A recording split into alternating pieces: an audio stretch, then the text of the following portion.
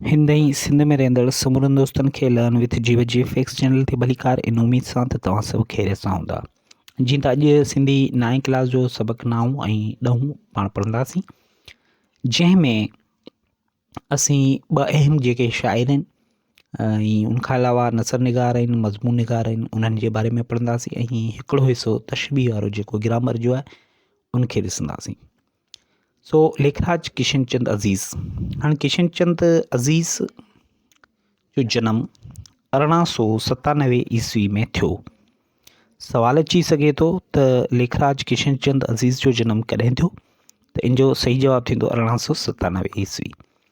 संदसि पैदाइश सिंध जे शहर हैदराबाद में थई। लेखराज किशनचंद अज़ीज़ जी पैदाइश कहिड़े शहर में थई? हैदराबाद शहर में थई। संदसि अदबी सुञाणप शाइरी, नाटक नवीसी ऐं मज़मून निगार तौरु आहे। पाण शाइर बि हुआ, नाटक नवीस बि हुआ ऐं उनखां अलावा मज़मून निगार पिणु हुआ। अदबी आइनूं संदसि मज़मूननि जो किताबु आहे। अदबी आइनूं सिंधी अदब में इंतिहाई मशहूरु किताबु आहे। उहो कंहिंजो लिखियलु आहे? लेखराज किशनचंद अज़ीज़ जो लिखियलु आहे। कुलियात अज़ीज़ संदसि शाइरी जो किताबु आहे। लेखराज किशनचंद अज़ीज़ 1972 ईस्वी में वफ़ात कई। लेखराज किशनचंद अज़ीज़ जी वफ़ात कॾहिं थी? 1972 ईस्वी में। ग्रामर वारो हिसो तशबीह मां मुराद आहे हिकु जहिड़ो हुजणु या भेट करणु। तशबीह वारे जुमिले या फ़िक्रे में वांगुरु, जीअं, जहिड़ो, जीअं, जहिड़ा लफ़्ज़ ऐं उन्हनि जी सिफ़त बि कमु आंदी वेंदी आहे। तशबीह जो हिकिड़ो मिसाल ॾिसंदासीं त अहमद शींहं जहिड़ो बहादुर आहे।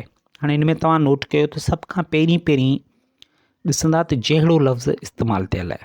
हाणे अहमद जेको आहे उनजी भेट कई पई वञे या तशबीह ॾिनी पई वञे कंहिंसां? शींहं सां।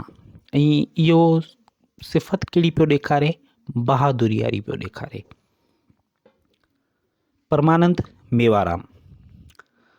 परमानंद मेवाराम जो जनम 1856 ईस्वी ते थियो ऐं सिंध जे शहर हैदराबाद में थियो।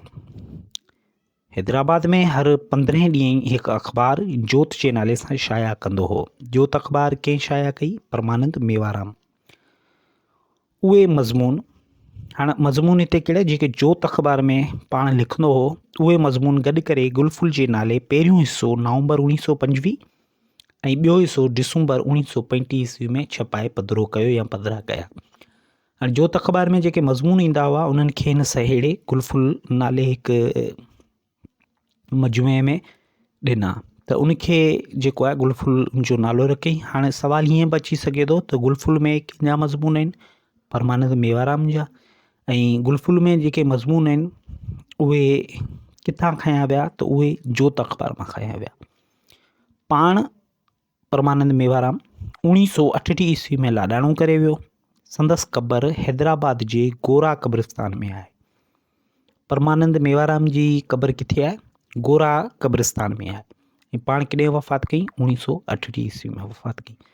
सो ही हुया अॼु ॿ अहम सबक़, जंहिंमें परमानंद मेवाराम ऐं लेखराज किशनचंद अज़ीज़ जा प्रोफाइल पेश कया। इंशाल्लाह ईंदड़ वीडियो में वरी ॿिनि सबक़नि सां गॾु हाज़िर थींदासीं। तेसीं ताईं पंहिंजे दोस्त जीवत कुमार खे इजाज़त ॾींदा। अल्लाह हाफ़िज़ ऐं पंहिंजो ख़्यालु रखंदा। Thank U.